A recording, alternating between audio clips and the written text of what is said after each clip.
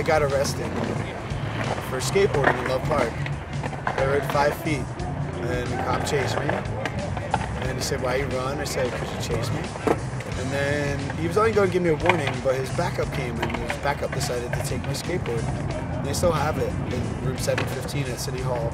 There's like 12 million skateboarders in the United States right now, and I guarantee you like 11,999,000 of them would say, yes, I've had a negative experience with law enforcement in my life, probably as a child, because I was riding a skateboard.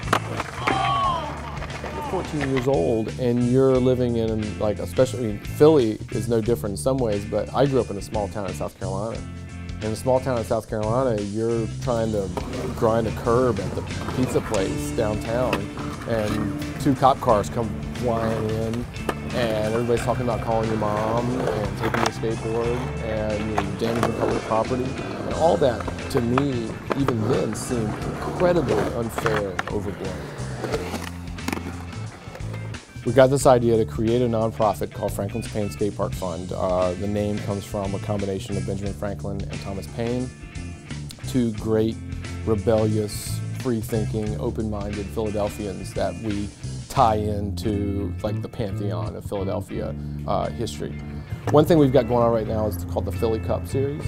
Philly Cup is 5 contests during the summer that go through the 5 different skate parks in our Franklin's Paine park building cycle, with a championship in the last contest at Paine's Park. It's a great place to skate. There's a lot of stuff to skate. There's a lot of lines here.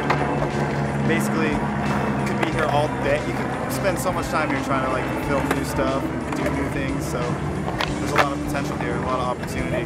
It usually takes other people's comments to me that make me feel good about Paine's Park. The things that make me feel great about Paine's Park are another guy my age saying to me, "Oh yeah, I took my son there and we had a great time on Sunday and we saw all these people." You know, that's when I feel like, oh yeah, good, okay, good, this works. But the skate park is almost worth it, you know, because we don't have anything like this. Clearly, making a 2.5-hour drive to do this is totally worth it. When I started doing this work, it was a very different way. We weren't thinking about skateboarding like we are now. We were thinking about skateboarding as skateboarding. Like, I want to ride my skateboard, I want to grind this curve, I want to hit this bend, I want to skate this half pipe. And I want a half pipe to skate, you know, kind of take it back and forth.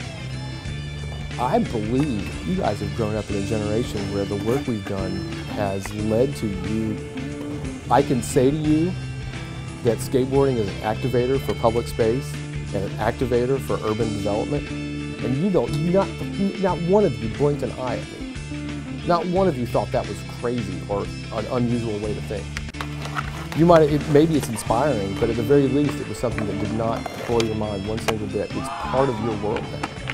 And if there's anything that we've done in Philadelphia around skateboarding that's been a success, it's that.